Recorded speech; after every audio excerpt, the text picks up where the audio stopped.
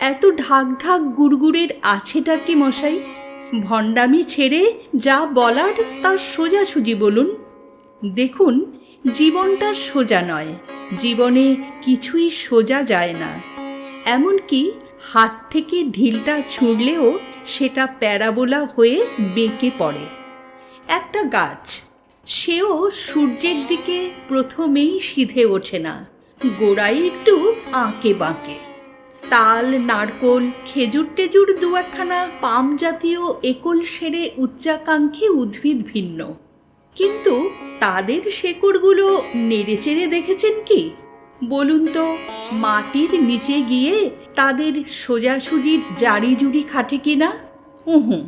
সেখানে তেনাদের ভিন্ন মূর্তি। নদীর কথা বাদই দিচ্ছি, এই আপনাদের মহোদশায় সমুদ্রের কথাটাই ধরুন। একখানা ঢেউ কি সে সিধে পাঠায়? আর এই যে পূজ্যপাদ হিমালয়, তার কোনখানটা সোজা মশাই? তুচ্ছ বাতাস, ঈশ্বরের ফুঁ, সেও খুব সোজা ধায় কি? ক্ষণে ক্ষণে দিক পাল্টায়। আমি সামান্য মানুষ, আমি কি করে সোজা বলবো, সোজা চলবো? হাঁটতে গেলেই ডান পাটা একটু ডাইনে হেলে পড়ে, বাঁ পাখানা বাঁয়ে হেলে যায়। সেই ছেলেবেলা থেকে ঢের চেষ্টা করে দেখেছি মশাই, কিছুতেই নাকের সোজা হাঁটতে পারি নে। একে কি আপনি ভণ্ডামি বলবেন? আমাকে কি বলবেন দুমুখো সাপ?